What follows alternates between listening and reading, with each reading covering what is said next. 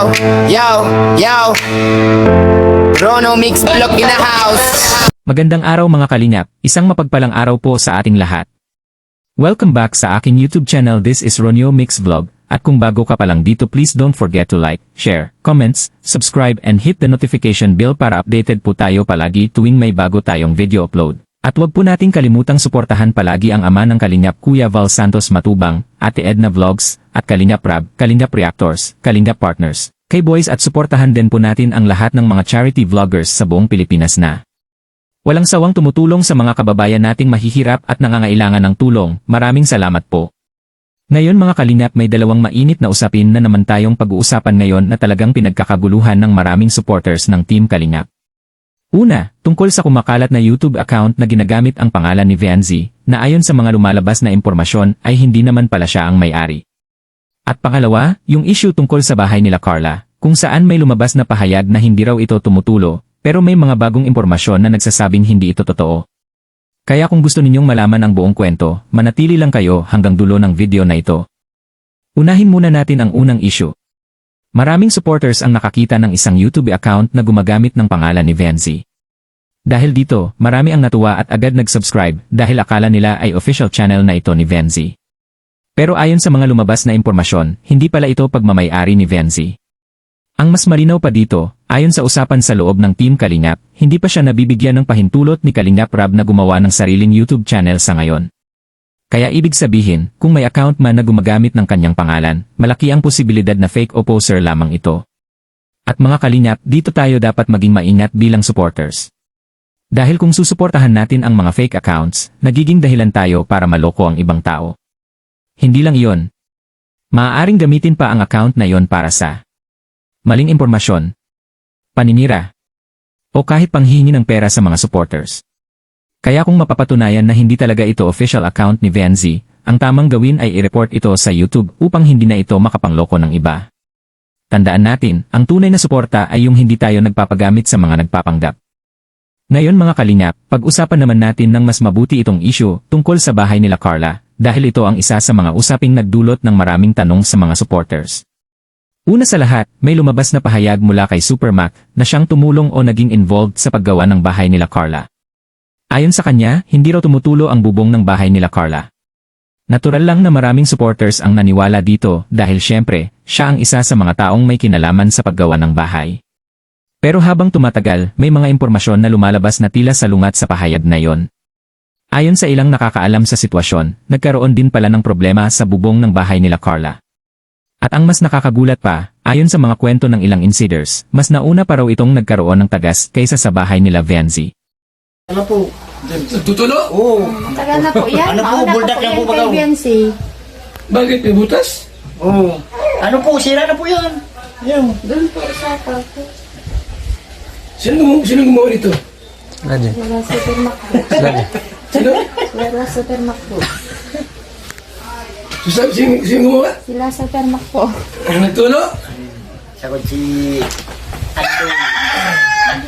Uya po ba Kuya Balo? Oo. Ano na po yung kuban? Ano? Ha? Uya na magaw, wala pa ano. Nahada Oo. po kayo. May ilang buwan na itong tumutulo. Matagal na po yan kuya. Tagal na yan. Nahiya lang po ako kayong magsabi. Meron ba Ano ba po yan? Pero bakit hindi ito agad nalaman ng publiko?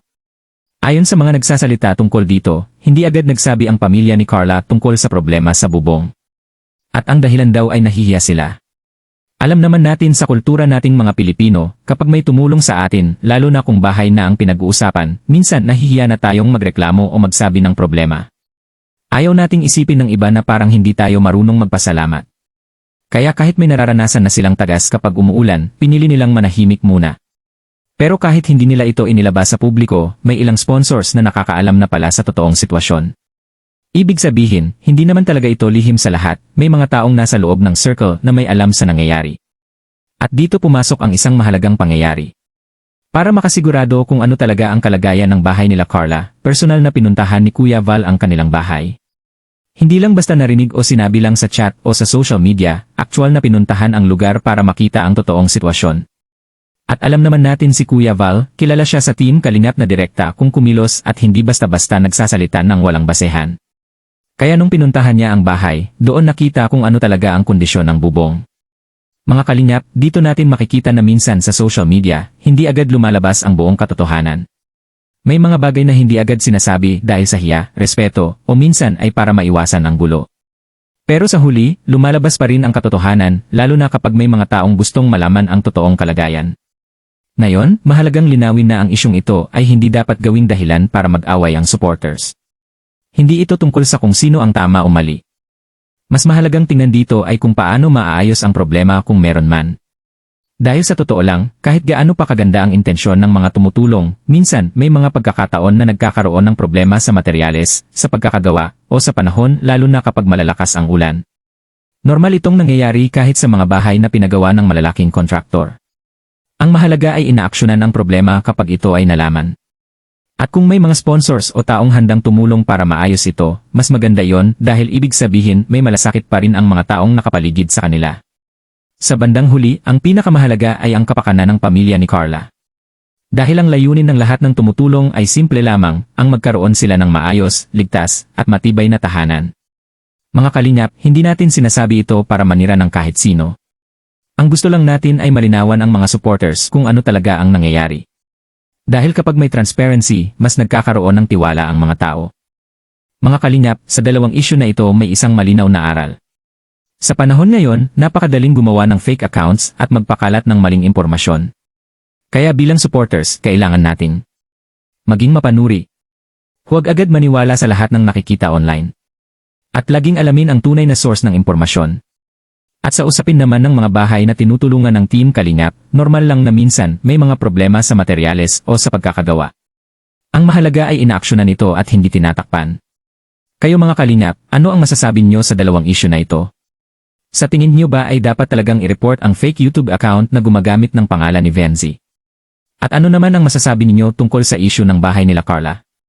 I-comment niyo ang inyong opinion sa comment section dahil gusto kong marinig ang inyong mga pananaw.